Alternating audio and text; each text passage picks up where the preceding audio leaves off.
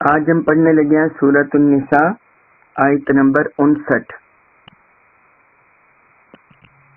اعوذ باللہ من الشیطان الرجیم، بسم اللہ الرحمن الرحیم۔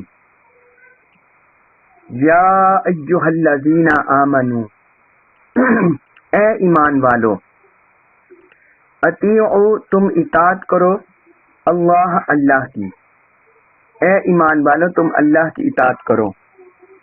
وَأَطِيعُوا الرَّسُولَ، وَأَطِيعُوا اور تم اطاعت کرو الرسول، رسول کی صلی اللہ علیہ وسلم، اور تم رسول صلی اللہ علیہ وسلم کی اطاعت کرو۔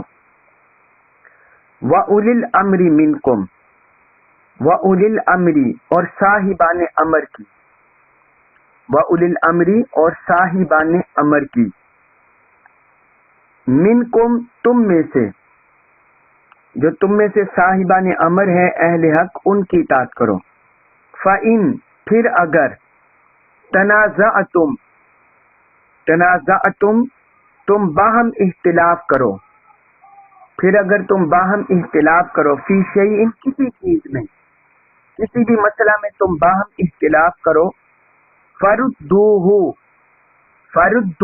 تو تم لوٹا دو، ہو اسے تو تم اسے لوٹا دو، اللہ اللہ کی طرف، والرسول اور رسول صلی اللہ علیہ وسلم کی طرف، تو تم اسے اللہ اور رسول صلی اللہ علیہ وسلم کی طرف لوٹا دو۔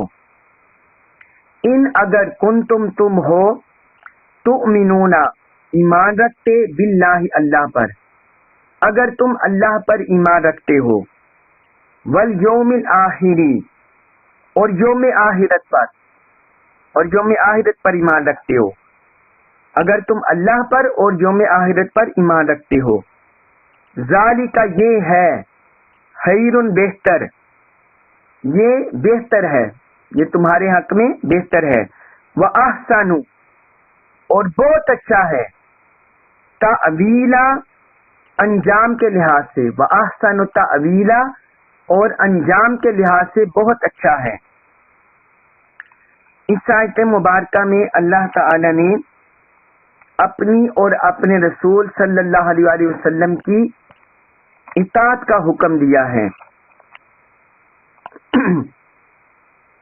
اور ان کے بعد اولو الامر کا ذکر کیا ہے۔ اب یہ بات یاد رکھیے کہ اللہ اور رسول صلی اللہ علیہ وسلم کی اطاعت یہ حقیقی ہے، ابدی ہے اور دائمی ہے۔ سورۃ النساء آیت نمبر 59 کی اس آیت مبارکہ سے ہمیں پتہ چلا، اور قرآن میں اور آیات بھی ہیں، یا ایھا الذین آمنوا اطیعوا اللہ واطیعوا الرسول، اے ایمان والو تم اطاعت کرو اللہ کی، واطیعوا الرسول اور تم اطاعت کرو رسول صلی اللہ علیہ وسلم کی۔ بعد میں اللہ تعالی نے اولو الامر کا ذکر کیا ہے، صاحبان امر کا ذکر کیا ہے، وَأُولِي الْأَمْرِ مِنْكُمْ اور جو اولو الامر ہے تمہارے اندر جو اولو الامر ہے، لیکن ان کے ساتھ اللہ تعالی نے اطیعوا کا لفظ نہیں بولا، اطیعوا کا لفظ ان کے ساتھ نہیں بولا، بلکہ ان کو تابع رکھا ہے اطیعوا اللہ واطیعوا الرسول کے تحت۔ جب اللہ کی اطاعت کا ذکر کیا تو فرمایا اطیعوا، تم اطاعت کرو، اور جب رسول صلی اللہ علیہ وسلم کی اطاعت کا ذکر کیا تو اس کے ساتھ بھی فرمایا وَأَطِيعُوا، اس کے ساتھ بھی وَأَطِيعُوا فرمایا کہ تم اطاعت کرو، یعنی اللہ اور اللہ کے رسول کی اطاعت کا ذکر کرنے کے وقت اللہ تعالی نے 2 بار اطیعوا کا لفظ ذکر کیا۔ مطلب یہ ہے کہ اللہ کی اطاعت بھی دائمی، ابدی، مستقل ہے، اور رسول صلی اللہ علیہ وسلم کی اطاعت بھی دائمی، ابدی اور مستقل ہے، اور یہ دونوں دائماً چلیں گی۔ اور جو اولو الامر منکم ہے ان کے ساتھ اطیعوا کا لفظ ذکر نہیں کیا، تو اس کا مطلب یہ ہے جو اولو الامر میں ہے ان کی اطاعت اللہ اور اللہ کے رسول کے تابع ہے۔ اولو الامر سے مراد فقہاء نے، ائمہ نے مختلف مراد لی ہے۔ اولو الامر سے مراد وہ کہتے ہیں اس سے مراد فقہاء ہے، اس سے مراد علماء دین ہے، اس سے مراد حکمران ہے، اس سے مراد قاضی ہے، فیصلہ کرنے والے، یعنی مختلف اولو الامر مراد لیے گئے ہیں۔ تو یہ اولو الامر ہر جہت میں بن سکتے ہیں، مگر ان کی اطاعت چاہے وہ ائمہ ہو، علماء ہو، حکمران ہو، قاضی ہو، حتیٰ کہ تابعین، تبع تابعین، صحابہ اکرام ہو، ہر ایک کی اطاعت اللہ اور اللہ کے رسول کی اطاعت کے تابع ہے۔ یہ قرآن مجید میں اللہ تبارک و تعالی نے اور مقامات پر بھی ذکر کیا ہے۔ اللہ اور اللہ کے رسول کی اطاعت کو دائمی، ابدی ہونا، مستقل ہونا اللہ تعالی نے اور مقام پر بھی ذکر کیا ہے۔ سورۃ المائدہ آیت نمبر 92، سورۃ المائدہ آیت نمبر 92، اس میں فرمایا وَأَطِیعُوا اللَّهَ وَأَطِیعُوا الرَّسُولَ، اور تم اللہ کی اطاعت کرو اور تم رسول صلی اللہ علیہ وسلم کی اطاعت کرو۔ تو یہاں بھی اللہ تعالی نے اپنے ساتھ اور اپنے رسول کے ساتھ اطاعت کا لفظ علیحدہ علیحدہ استعمال کیا، لایا۔ پھر اسی طرح اللہ تعالی نے فرمایا سورۃ النور آیت نمبر 54 میں قل اطیعوا اللہ واطیعوا الرسول، اے حبیب آپ فرما دیں اطیعوا اللہ واطیعوا الرسول کہ تم اللہ کی اطاعت کرو اور تم رسول صلی اللہ علیہ وسلم کی اطاعت کرو۔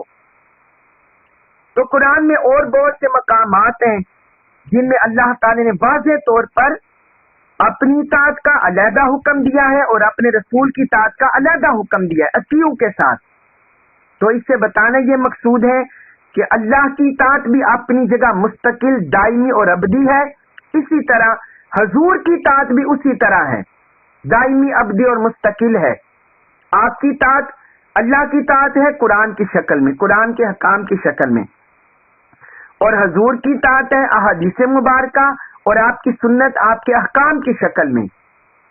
جس طرح قرآن کی حیثیت ہے، اتھینٹیسٹی ہے، معتبر مستند ہے، اسی طرح احادیث مبارکہ اور سنت نبوی، حضور کے احکام کی بھی اسی طرح حیثیت ہے، اسی طرح اس کی بھی حیثیت ہے۔ آپ کو اس میں بعض احادیث مبارکہ بھی لکھوا دیتا ہوں۔ حضرت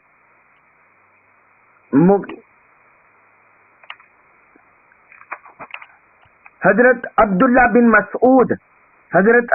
مسعود رضی اللہ عنہ حضور نبی اکرم صلی اللہ علیہ وسلم سے روایت کرتے ہیں، آپ نے فرمایا نضر اللہ امرأ سامع مقالتی فوعاها وحفظها وبلغها، فرمایا اللہ تعالیٰ اس شخص کو خوش رکھے، اللہ تعالیٰ اس شخص کو خوش رکھے جس نے میری حدیث کو سنا، اسے یاد کیا اور اسے اچھی طرح ذہن نشین کر لیا۔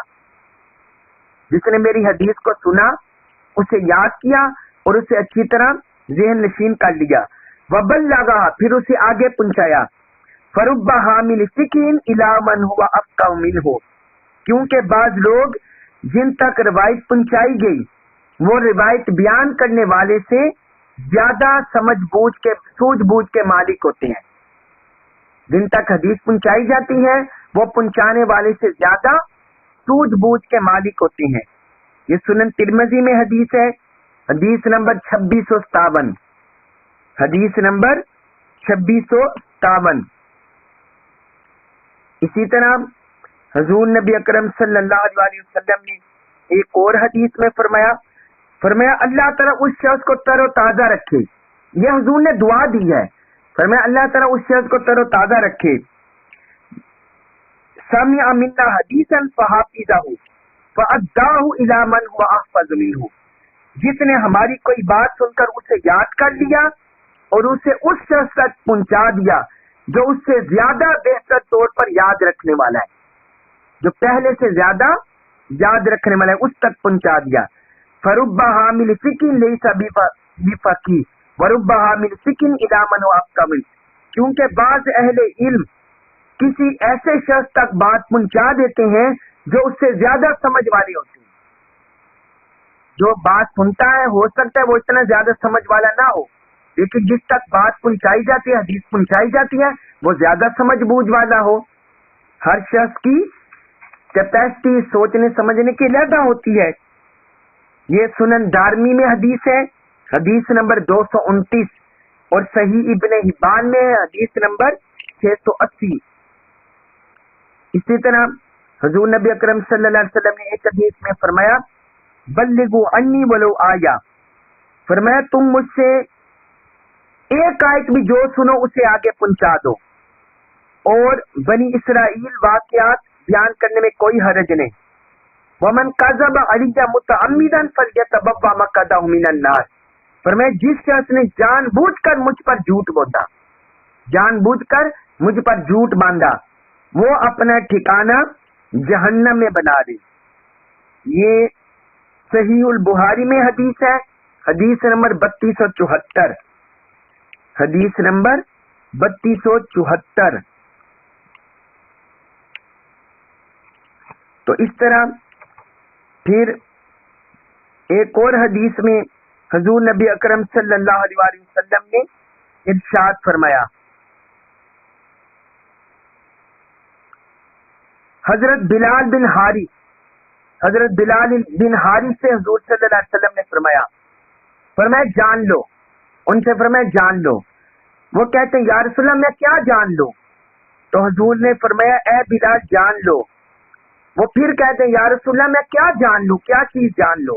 تو حضور نے فرمایا انہ من احیا سنت من سنتی قد امیتت بعدی فإن له من الاجر مثل من عمل بها من غیر ان ينتقص من اجورهم شیئا.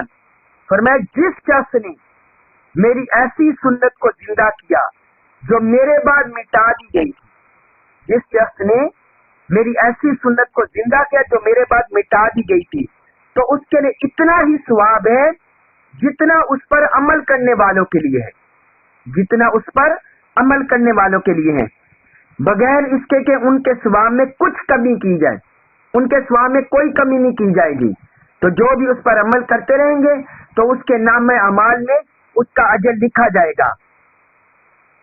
یہ سنن ترمذی میں حدیث ہے، حدیث نمبر 2670، حدیث نمبر 2670، اور سنن ابن ماجہ میں حدیث ہے، حدیث نمبر 209، حدیث نمبر 209. اور پھر ایک اور حدیث میں حضور صلی اللہ علیہ وسلم نے فرمایا من احیا سنتی فقد احبنی ومن احبنی کان معی فی الجنہ. فرمایا جس شخص نے میری سنت کو زندہ کیا، جس شخص نے میری سنت کو زندہ کیا اس نے مجھ سے محبت کی، اس نے مجھ سے محبت کی، اور جس نے مجھ سے محبت کی وہ جنت میں میرے ساتھ ہوگا، وہ جنت میں میرے ساتھ ہوگا. یہ سنن ترمذی میں حدیث ہے، حدیث نمبر 2678. یہ میں آپ کو سنت کی حدیث کی اہمیت سگنیفیکینٹ اس لیے لکھوا رہا ہوں کہ آج ہمارے دور میں بہت سے فتنے پیدا ہو گئے ہیں، منکرین حدیث سنت کے فتنے پیدا ہو گئے ہیں، انکار حدیث کے فتنے پیدا ہو گئے ہیں، اور یہ جو ان کو بولتے ہیں زندیقیت، اس کے فتنے پیدا ہو گئے ہیں، جو حضور کی احادیث کا انکار کرتے ہیں، قرآن تک کے منکر ہو گئے ہیں، اس طرح فتنے پیدا ہو گئے ہیں. تو یہ حدیث کی اہمیت اور اس کی حجیت یہ قرآن و سنت دونوں سے ثابت ہے. پھر ایک حدیث میں حضور صلی اللہ علیہ وسلم نے فرمایا ترکت فیکم امرین لن تضلوا ما تمسکتم بہما کتاب اللہ و سنت نبی. فرمایا کہ میں تمہیں دو چیزیں چھوڑے جا رہا ہوں، جب تک تم ان دونوں کے تھامے رہو گے ہرگز گمراہ نہیں ہوگی. ایک فرمایا اللہ کی کتاب، اور دوسری فرمایا تمہارے اللہ کے نبی کی سنت. ایک اللہ کی کتاب اور اس کے نبی کی سنت.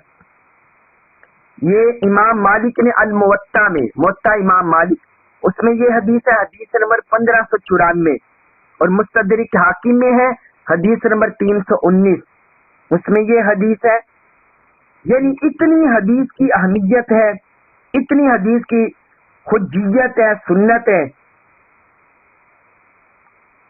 اتنی حدیث کی، حتیٰ کہ ایک حدیث میں حضور نبی اکرم صلی اللہ علیہ وسلم نے فرمایا کہ جس شخص نے فساد کے وقت، میری امت میں فتنہ اور فساد کے وقت جس شخص نے میری सुन्नत को थाम लिया, फरमाया अल्लाहु अज्रु शहीदिन, उसे शहीद के बराबर सवाब मिलेगा, शहीद के बराबर उसे सवाब मिलेगा।